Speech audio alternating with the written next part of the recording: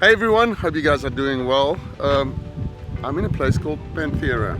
We were going to visit it in the last video, but we got rained out. So here is my partner in crime, Lizelle, to tell you a little bit more about Panthera. Hi guys, so we finally made it to Panthera, and as explained in our last vlog, Panthera is actually a sanctuary for big cats. They get big cats from across the country that are neglected or worm breeding programs that come and stay here with them on the farm in free roaming. So yeah, we're going to meet a few of them, and then we're going to speak to Kat to tell us a bit more about what they do here. Let's go check it out.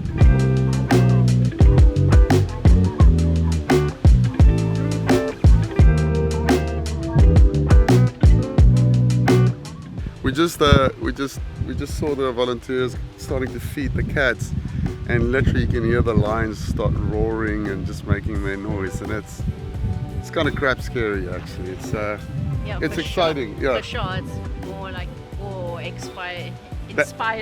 That's kind of what I meant, but there's a certain fear factor involved, and it's amazing. You can't believe how loud it is with the wind blowing. But anyway. Yeah, considering that one of their paws is as big as your face. Yeah.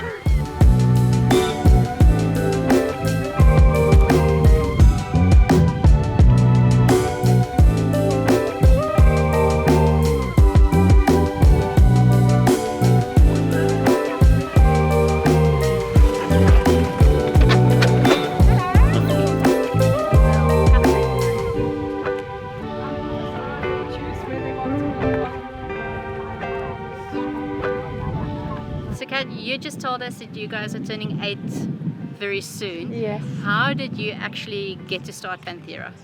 Okay, so long story short, I come from Norway, and now it's 11 years ago I came to South Africa as a volunteer. And I had been like, all these beautiful lion cubs photos were like, they've been abandoned, come and help. Yeah. And then so my heart was like, okay, great, I'll come and do something good for this. Yeah. And so I ended up in a place in the Free State, and they had lots of cubs, not just lions, but cheetahs, leopards, caracals, wolves, like everything. And my heart was ignited immediately, and I ended up returning quite a few times. And there were in particular 5 lions that captured my heart and soul. And there was I was on my 4th visit there. Suddenly 4 of my kind of 5 children were sent away while I was there. Okay. And that's when I was like, what's going on here? I thought they were yours. No, Yeah. we're just raising them for someone else. And I was like, but where are they going? No, they're going to a breeding facility. And I was like, what's a breeding facility? And suddenly all these questions started, and I had not heard about anything about the can hunting industry, the breeding, the trading, anything like this. And so it took about 2 weeks until Lizanne, my partner and also co-founder of Panthera Africa, we managed to get ourselves into that facility where they were sent to. And I believe that day is the kind of the start and the seed of this, because what met me was like a concentration camp for animals. There were 100 lions. They were stacked in small enclosures. It was, I actually broke completely down, and I turned around, and there I saw my 4 lions standing there just looking at me. They were 10 months old, and they were just like, help. And so I have a beautiful white knight. His name is Oliver. And I went to him and I said, one day I'll come and fetch you. And little did I know, I was still working as a broker in Norway. I had no plans of moving here or doing anything here. But then Lizanne and myself, we kind of felt that we needed to be a change in this industry, to create a true sanctuary that is, like, for us a true sanctuary is all based on animal welfare. It's education, is nothing to do with like the touching, the interaction, the trade and anything like this. So yeah, so then that was the seed of Panthera Africa, and now we are here 8 years later. Woohoo!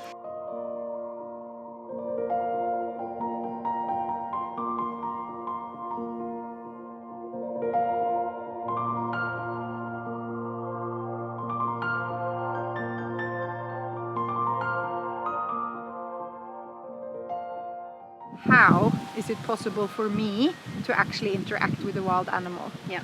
All of them, regardless of species, regardless of anything, they've all been taken away from their mothers, only days old. I have seen cheetahs, they were left with their mum for 3 weeks. They were too wild to be interacted with. Just 3 weeks. So in order for anyone, whether it's a photo of a cheetah, whether it is stroking a lion or walking with a tiger, whatever it is, they've all been taken away from their mum in order for us to get that satisfaction. And it's only a money-making industry. And like you say, we forget that wildness in wildlife. It becomes like oh, I want this. And it's like I always say, if you have a child, would you like me to take photos of your child? Would you like me to touch your child? Yeah. Or would you like me to go into your home and just kind of make myself comfortable and walk around and kind of move stuff and then touch your children and then I'll go out again? Yeah. Like no one, everyone would say, no, I don't want this.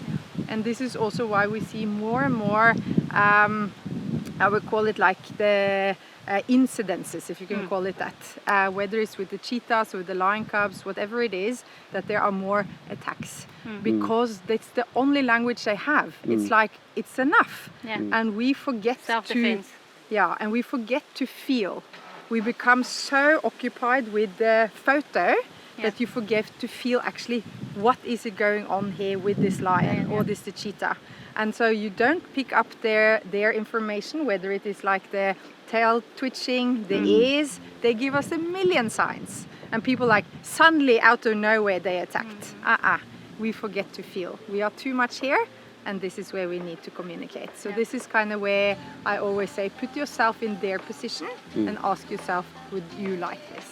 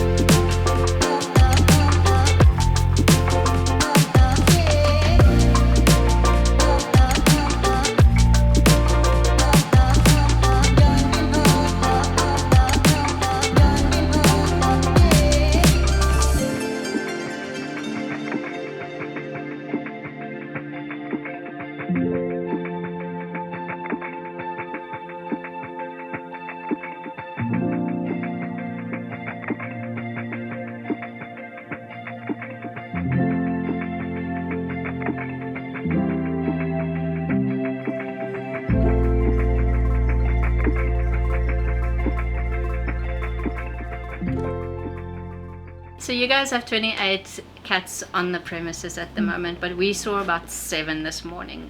Why is that? So there are many reasons why. One of them is, of course, that they also have their privacy. You saw that on all the enclosures, they have about half of their enclosure that is visible for the tourists. And this is for us to know that they choose what they want to. So it's the same in the wild. How often do you see a caracal or a leopard in the wild? Exactly, this is the same, kind of not the same, but similar to here. The other reason is also that we have many special care animals. So there's many, we have a whole rescue section which is totally closed off for all public, even all volunteers. It's only staff because they've had, either their past has been too traumatic, they have had enough of humans, to put it in a kind way. So that is kind of the 2 main reasons why you don't always see all the animals on the visits. So one of your special needs babies at the moment is Baguira, who recently had a stroke. So how can we assist you guys to take care of her? Yeah, so on Sunday, last Sunday, Lizanne and myself were out here. She was standing on her platform roaring. It was perfect. Monday morning I came out here and I call her my queen of love. She is just amazing, a lioness with so much power. That morning she didn't come for her normal morning meds. And so we immediately thought something was wrong, and then as things just unfolded, we needed to rush in with the veterinarian, and we had a big procedure to kind of find out what was wrong. And the signs was clear that now that she had a stroke.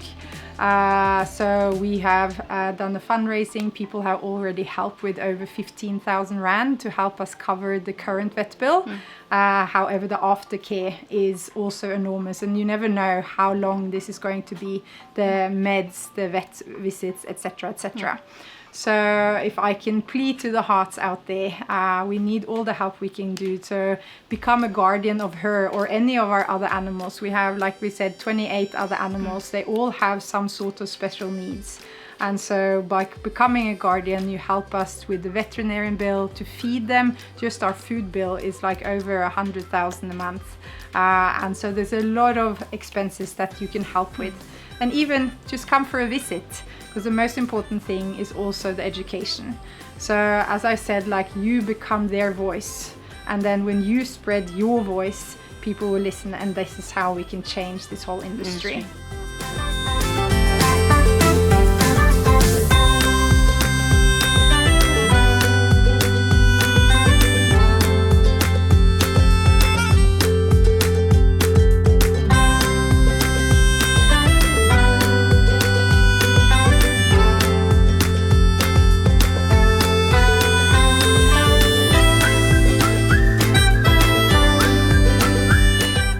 So you guys know what to do if you want to help these guys. If you want to get involved in any way, please hit them up, check out their Facebook page. You know, we'll put the link for their website and everything down below. We'd love for you guys to get involved in some way to help out these beautiful animals and these amazing people taking care of them.